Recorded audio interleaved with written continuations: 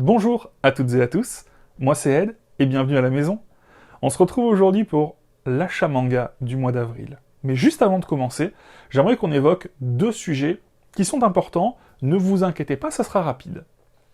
Premier sujet, j'ai été contacté par une très grosse boîte pour effectuer un boulot pour eux. Et ce boulot-là, c'était de faire une vidéo pour eux, et c'était rémunéré. Parlons tout de suite sous, c'est rémunéré 300 €. Mais j'étais au taquet, je me suis dit c'est génial, c'est une rémunération qui va me permettre tout simplement de changer par exemple mes lumières, ou d'acheter un petit peu plus de mangas, des mangas qui m'intéressent un petit peu, mais sur lesquels, clairement, j'ai pas les budgets, parce que le budget il est pas extensible. Puis ça aurait été génial de pouvoir vous présenter un petit peu plus de nouveautés, par exemple, sur lesquelles vous auriez pu vous faire des avis, pour savoir si c'est pour vous ou pas pour vous. Donc content, parce que c'est aussi une reconnaissance de mon travail par rapport à la qualité qui, j'espère, augmente un petit peu au fur et à mesure sur la chaîne, et aussi votre engagement, parce qu'il faut être réaliste, une chaîne, au plus elle a d'abonnés, au plus elle intéresse les gens qui veulent travailler avec nous. Les engagements avec les pouces, les commentaires, ça va être pour le référencement. Malheureusement, quand j'ai reçu le contrat, j'ai vite déchanté. Je rentre pas dans les détails, et je ne dirai pas ici quelle société, parce que, encore une fois, c'est une très grosse société, je veux pas de soucis avec eux, même si j'ai été un peu sec quand je leur ai répondu, mais je ne vendrai pas la chaîne, l'âme de la chaîne, mon âme à moi, pour 300 balles. Je fais un très gros résumé, mais en gros c'est ça. Donc j'ai dit non. Et j'ai un petit peu parlé avec des collègues youtubeurs, et je leur ai dit, je suis content d'avoir refusé, parce que faut pas rigoler non plus, mais c'est quand même dommage de s'asseoir sur une somme où je me voyais déjà, avoir des nouvelles lumières, ou ce genre de choses. Et ils m'ont dit, mais Ed, nous, on fait déjà quelque chose pour avoir un petit plus, parce que YouTube, faut être réaliste, moi je le dis, YouTube, ça me rapporte 28-30 € par mois, donc vous voyez un petit peu que c'est pas avec ça qu'on achète des lumières à 250 balles. Donc, ils m'ont dit, mais écoute, Rakuten, mais j'ai dit, mais explique-moi. Donc pour faire très simple, Rakuten, c'est un site qui vend plein de choses. Si tu as un compte, ce qui est mon cas, tu peux partager un code, tout simplement de parrainage aux gens, et si les gens vont créer un compte sur Rakuten, ça leur permet à eux d'avoir de l'argent, et à toi d'avoir de l'argent. Donc, je me suis dit, écoute, essayons, donc si ça vous intéresse d'aller vous inscrire sur ce site-là, sur un nouveau compte, je crois que c'est une inscription au Club R, je vous mettrai tout ça en description. Donc si vous voulez soutenir la chaîne, parce que pour résumer c'est ça, et que vous voulez donc vous inscrire sur Rakuten, ça me permettra moi d'avoir un petit peu de sous à chaque personne qui s'inscrivent, et au plus il y a de personnes, au plus je pourrai acheter un petit peu plus de matos, ou un peu plus de bouquins. Voilà. Ce qui me permettra de ne pas vendre mon âme ailleurs. Voilà. Donc déjà ça, je vous en remercie. Je suis pas très à l'aise avec le sujet, mais voilà. Je sais que plein de copains le font, et ils me disent que c'est bien, parce que voilà. Vous savez quoi, c'est en description. Deuxième chose. Le mois dernier, sur l'achat manga, je vous ai présenté une box. Et je vous ai dit que ça arriverait tous les achats manga, et qu'on parlait de cette box. Cet achat-là, on n'en parlera pas. Pourquoi ? Dans cette box, il y a des bouquins et des snacks, et en fait, pour que je puisse, moi, le présenter au début de mois, ils me l'envoient un petit peu en avance, par rapport à tous les abonnés. Et ils m'ont prévenu que ce mois-ci, il y aura un tout petit peu de retard. Donc, malheureusement, je vais la recevoir incessamment sous peu, mais pas suffisamment à temps pour le tournage là. Donc, je la présenterai sûrement dans la lecture que je ferai ce mois-ci. Parce que j'ai envie de faire de la lecture, ça fait longtemps qu'on n'en a pas fait. Et on est bon. Ah oui, dernière chose, je profite aussi sur la box, j'ai dit une petite boulette la dernière fois, pour ceux qui étaient là le mois dernier, j'ai dit que c'était qu'en gros, il regardait votre manga collect pour analyser ce que vous aimiez et choisir un manga. Non, je me suis emballé carrément. J'étais heureux, je me suis emballé. Non, il regarde votre manga collect pour pas vous envoyer de doublons. C'est pas pareil. Merci à vous, on lance la vidéo générique.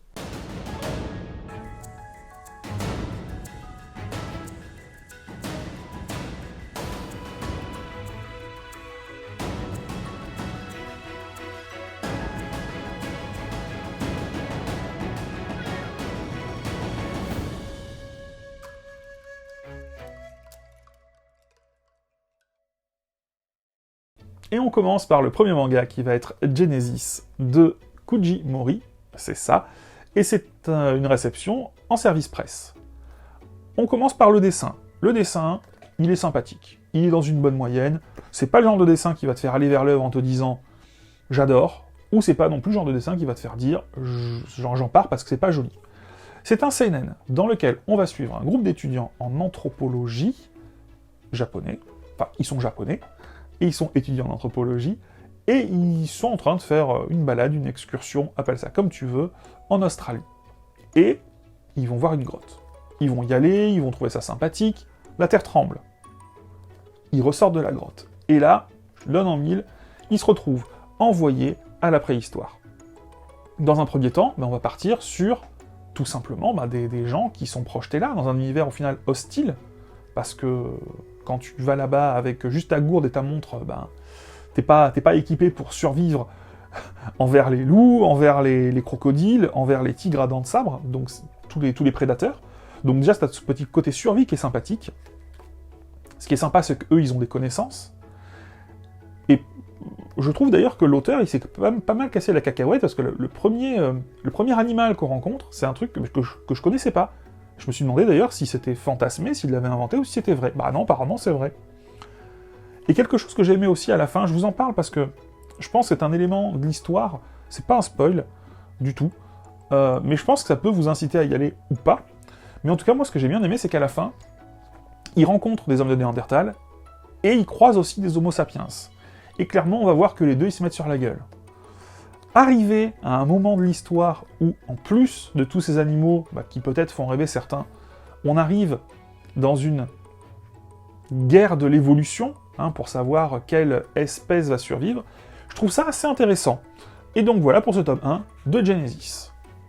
Si Vega Dupuis veut m'envoyer la suite pour la lecture, je ferai un suivi avec grand plaisir. Et on continue avec un deuxième livre reçu en service presse, et cette fois-ci c'est le tome 1 et le tome 2 de Manchuria Opium Squad. Alors, de quoi qu'est-ce donc que ça parle? On va commencer par les dessins, commençons toujours par les dessins. Alors, moi les dessins je les trouve très sympathiques, je les trouve un cran au-dessus du manga dont on a parlé juste avant. C'est le genre de dessin où on se dit « Ah oui, c'est sympa, c'est bien fait », on a envie d'y rester parce que les dessins sont vraiment... servent comment est-ce que je pourrais dire? Servent l'histoire, voilà. Sans être trop typé. C'est une histoire, au final, qui est un petit peu complexe. Et donc là, on est dans le quoi qu'est-ce donc que ça parle. On est en 1937, et on va suivre l'histoire... Alors ça, vous inquiétez pas, c'est dit dès le début. On va suivre l'histoire d'un homme qui est devenu apparemment le grand baron de la drogue, de l'opium. Et en fait, on va donc ça, c'est les 4 premières pages. Voilà, je suis le patron de la drogue, je suis venu le grand baron, voilà. Et on va suivre, en fait, tout simplement, sa jeunesse, son évolution. Et en vrai, c'est super intéressant. Pourquoi il est allé là-dedans, comment il s'y est retrouvé. C'est un seinen, c'est très important de le dire aussi, pour public averti, parce que, à l'époque, en Mandchourie... il y a l'armée, il y a des travailleurs très pauvres, c'est quasi de l'esclavage, et évidemment, il y a de la drogue, donc ça veut dire des cartels, ça veut dire des guerres de gangs, ça veut dire des gens qui sont torturés, ça veut dire des gens qui sont tués.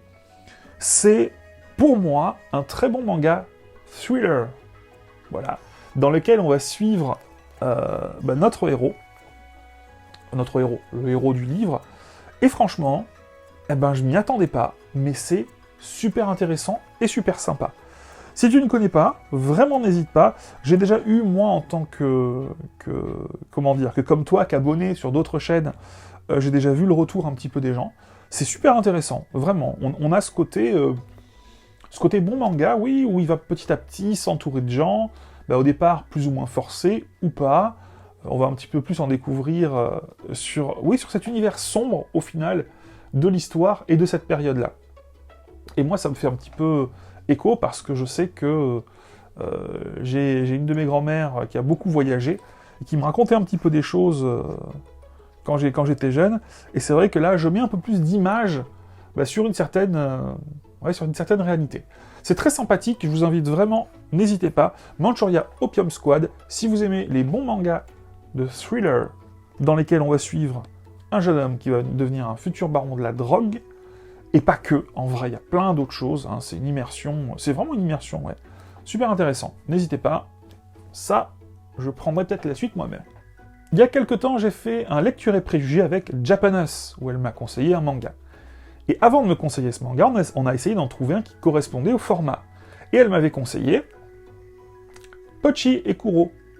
Et je lui avais dit, bah non, je peux pas le prendre pour Lecture et Préjugés parce que ça a l'air sympa. Et j'ai déjà acheté Pochi et Kuro, c'est une intégrale en 4 tomes. Et j'ai tellement aimé Pochi et Kuro après l'avoir lu, et on en parlera en lecture peut-être ce mois-ci, bah qu'en fait, hop, je te montre, j'ai acheté le coffret. Parce qu'il y a un coffret, voilà. Donc tout ça pour dire que je vais avoir l'intégrale de Pochi et Kuro à vendre. Dans ce coffret, qu'est-ce que tu trouves? Outre, bah, évidemment, hein, la boîte, comme je viens de te le montrer en carton, tu trouves également, hop, je pose ça sur le côté, des sortes de... Bon, allez, on va dire des grandes cartes postales. Allez, 1, 2, et 3. Pour faire rapide et simple, Pochi et Kuro, ça parle de quoi? Ça parle de... Alors, si je dis pas de bêtises, Kuro, c'est un jeune démon qui vit dans le monde des démons. Alors, tu vois que son pote démon, par exemple, hein, ça fait un petit peu l'étrange de le Monsieur Jack, très honnêtement. Donc, Kuro... C'est le tome 1, oui, je me trompe pas. Donc, Kuro, c'est un démon qui vit dans le monde des démons, et il paraît que le meilleur au monde, c'est l'humain. Et que si tu manges un humain, tu deviendras le roi des démons. Je te fais un petit peu simple. C'est clairement un gros shonen, hein. Mais un bon gros shonen. Et lui, bah, il pêche avec son pote. Et qu'est-ce qu'il pêche? Il pêche une jeune fille qui est humaine. Je te la montre parce qu'elle est là, mais en vrai, elle a une taille normale, hein, voilà. Et il va pas oser la manger, parce qu'il va un petit peu tomber in love, tu vois. Il va avoir un crush. Et, ben, il va essayer de la protéger, parce que les autres démons, ils vont vouloir la boulotter. C'est sympathique, il y a de l'aventure, c'est... alors, pas du tout une comédie romantique, hein, c'est pas parce qu'il tombe in love que... Et petit élément scénaristique, donc il appelle Pochi, parce qu'en fait, elle parle pas la langue des démons. Donc en fait, l'héroïne, pendant tout le long, bah, elle parle pas. Et c'est assez rigolo. Vraiment, un manga sympathique, fun, je vendrai bientôt l'intégrale au prix auquel je l'ai acheté. Voilà. Trop cool, Pochi et Kuro. En parlant de trucs trop cool, j'ai acheté le tome 1 en japonais de Kid I Luck. Et tu vas me dire, pourquoi en japonais? Ou alors tu vas me dire, mais tu l'as pas déjà présenté sur Twitter, ça? Oui, je l'ai présenté sur Twitter, mais est-ce que toi t'es sur Twitter? On n'est pas beaucoup sur Twitter, n'hésite pas à y aller si tu veux avoir un peu plus d'infos. Donc j'ai acheté le tome 1 en japonais de Kid I Luck. Pourquoi? Parce que Kid I Luck, c'est la même personne qui a fait Toto. Pourquoi? Parce que j'aime beaucoup Toto. Pourquoi? Parce que le tome est dédicacé. Voilà. Hop là. Voilà pourquoi j'ai pris ce tome 1, qui m'a pas coûté bien cher, je ne te le cache pas, de Kid I Luck. On passe à la suite. Et on continue avec le tome 5 de la Perfect Edition de Beck. Voilà, j'espère que tu as réussi un petit peu à la voir, parce qu'il y a encore le plastique. Il y a le plastique parce que dedans, tu as un Mediator qui est offert, ici, comme dans le tome 1. Je sais pas s'il y en a eu entre-temps. Moi, j'ai eu dans le tome 1, j'ai eu dans le tome 5. Voilà. Beck, c'est trop cool, c'est de la musique, mais c'est surtout... C'est pas que de la musique, c'est surtout du tranche de vie. Voilà. Moi, j'aime bien, c'est agréable, c'est sympathique. On va pas rester 20 000 ans sur les choses dont on a déjà parlé dans les autres achats. Je mets ça de côté, je te passe à la suite. Une fin de série avec Peleliu dans son tome 11. Tralala. Et je l'ai lu, celui-là, évidemment que je l'ai lu, j'attendais que ça. Peleliu, c'est... On en a déjà parlé, mais là, je vais un petit peu plus m'attarder, c'est une fin de série. Peleliu, c'est un manga qui est vraiment très touchant, parce que tiré d'une histoire réelle, alors pas obligatoirement l'histoire du personnage, mais c'est, voilà, une guerre qu'il y a eu dans le Pacifique, enfin, la guerre du Pacifique, pardon. Peleliu est une île sur laquelle les Japonais se sont fait massacrer, certains ont résisté, certains se sont... caché pendant des mois et des mois, je crois même des années. Et dans ce tome 11, on va tout simplement vivre le retour au pays de ceux qui ont survécu, parce qu'il y en a quelques-uns qui survivent. C'est un... Et pas que ça, à la fin aussi, on est un petit peu plus dans la fin de vie de certains personnages. C'est touchant, c'est émouvant. Peleliu est pas un manga pour tout le monde, c'est vraiment pour public averti, je regarde, oui c'est pour public averti. Parce que même si les dessins sont chibi, je te mettrai quelques dessins, ça reste l'histoire d'une bataille, d'une guerre, avec des morts, c'est dur, mais devoir de mémoire. Moi j'ai envie de dire, alors même si c'est pas côté français évidemment, hein, là c'est les Japonais contre, enfin, Japonais vs USA, mais faut pas oublier que la guerre, ce qu'elle a fait, pour ne jamais la reproduire. Un très très bon manga, et surtout très très bien documenté. Voilà. Super, sublime, au top. Peleliu, tome 11, très beau manga. Les liens du sang de Shuzo Oshimi dans son tome 11, qui est extrêmement épais d'ailleurs. Hein. Oh. Donc, je le prends pas pour moi, je le prends pour mon épouse, qui le lit dès que ça arrive. Elle m'a dit que ce tome était très très bien. On a appris de surcroît récemment qu'en fait, ça c'était le préquel à ce qui allait arriver ensuite. Donc pour faire simple, c'est l'histoire, parce que je me suis un petit peu plus renseigné, c'est l'histoire d'un... Mais excusez-moi si je fais quelques erreurs, je ne le lis pas. C'est l'histoire d'un jeune garçon qui va devenir... Sa mère est folle, sa mère commet un meurtre au début du manga, enfin un meurtre. Elle commet un acte, voilà, une tentative de meurtre ou un meurtre, je te laisse voir. Et elle emmène son fils dans ses délires, dans sa paranoïa, dans sa folie. Voilà. Et là, son fils grandit petit à petit et il est en train de vriller, hein, clairement. Il vrille. On continue avec Apocisme, et c'est très rigolo parce que Apocisme, dans ce tome 8, eh ben, tu te rends compte que, à l'inverse, je te le reprends, ouais, j'ai mis la main dessus tout de suite, c'est génial, je suis trop fort. À l'inverse de Shuzo Oshimi, tu vois bien qu'il y a une vraie différence de taille, hein. Voilà, de lien du sang. Donc Apocisme, la planète des marionnettes de Tsutomu Nie.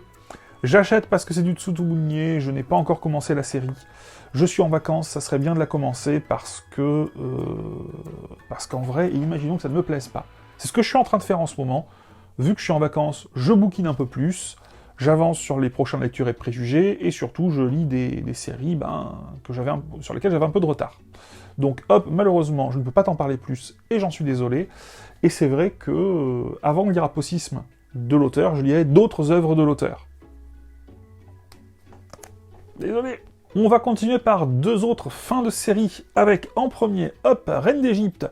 Bah écoute, on en a déjà parlé, moi j'aime bien, c'est l'histoire vraie, hein, c'est tiré de faits réels, de la première femme pharaon. Allez, je vais tenter de la prononcer, c'est un nom... Hatshepsut.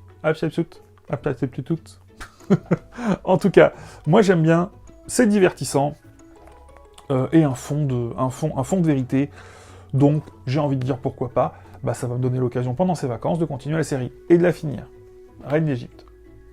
Chez Kyun, puis moi j'aime Kyun, hein, toi toi-même tu sais. Tu sens l'appel du pied. Et puisqu'on parle de Kyun, hop là Echo, Kesambe, j'adore Kesambe. Alors Echo, j'ai lu que le premier tome, parce que, encore une fois, c'est le genre de série où j'attends que ce soit bien avancé, mais c'est vrai que là c'est quand même bien... En fait, Echo, c'est comme ce que je t'ai montré, la planète des marionnettes tout à l'heure. C'est-à-dire qu'en fait, si c'était pas un auteur que je connais et dont j'apprécie un petit peu le travail, bah, j'aurais pas pris ces séries qui débutent de cet auteur. Et c'est vrai que c'est le genre de truc où je me dis « Ah, j'ai peur de me lancer plus dans la découverte, parce qu'imagine, j'aime pas. » Bah, je peux pas arrêter Echo, parce que j'ai déjà toutes ces œuvres de Tsutomu Nie. Voilà, donc... Donc, où est-ce que ça en est pour l'instant dedans? Je feuillette en espérant ne pas me spoiler. Où est-ce qu'on en est pour l'instant là-dedans, dans la recherche de est-ce que son frère est vivant, est-ce que son frère est mort, son jumeau qui a disparu? Moi, je ne sais pas. Est-ce que toi, tu sais? En tout cas, on en parlera, parce qu'il faudra que je commence la lecture. Enfin, j'ai déjà lu le tome 1. Il faudra clairement que je continue la lecture. Moi, de toute façon, j'aime bien cet auteur, donc à partir de là, je ne vais pas plus loin. Toujours une fin de série, Time Shadow. Ah, alors ça, je t'avoue que je l'attendais avec grande impatience. Je crois que j'ai arrêté la lecture au tome 9, où je me suis dit... Je sais plus si c'est le tome 9 ou le tome 10... peu importe en vérité, où je m'étais dit « Ah, j'arrête parce que ce tome-là, j'ai moins aimé. » J'ai moins aimé parce que tout simplement, c'était un tome de transition. Et arriver sur un tome, tu sais plus ce que t'as lu avant, enfin c'est... Voilà.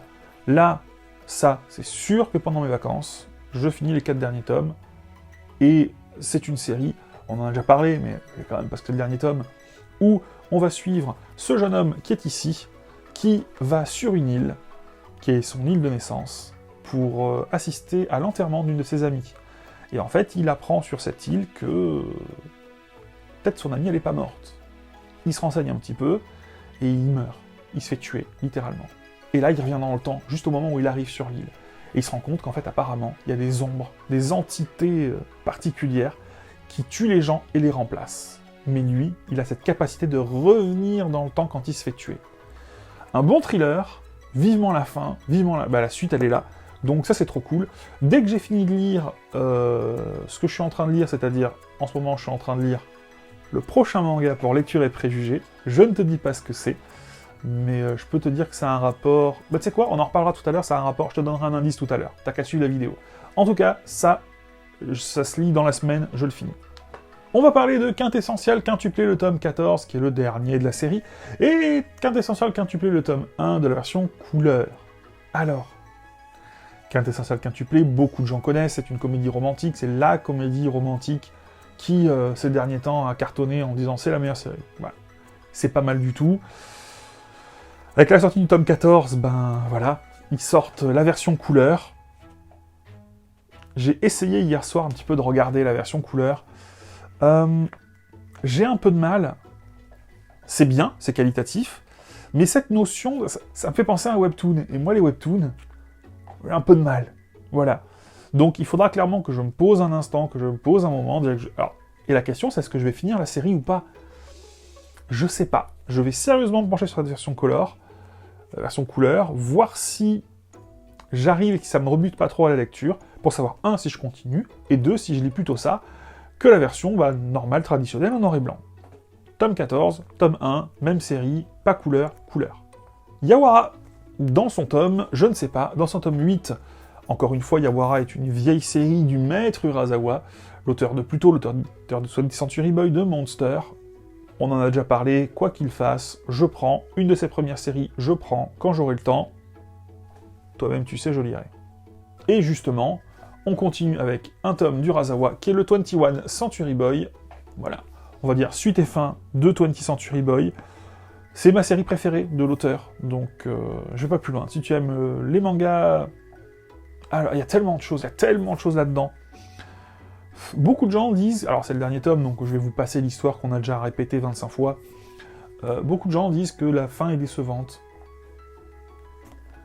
Est-ce que si à la fin d'un repas, le dessert te laisse un peu sur ta faim, est-ce que ça va remettre en question tout le repas? Pas pour moi. Donc, 20th Century Boy, c'est une merveille, c'est fabuleux. Voilà. Je peux pas trop dire de choses, parce que si je te dis, ça spoil. Donc, dernier tome. Et tu peux le voir dans ma Mangatech. Donc j'ai l'intégrale de cette nouvelle édition, mais tu la verras pas, parce qu'elle est cachée derrière, ici, là, hop là, sur le côté.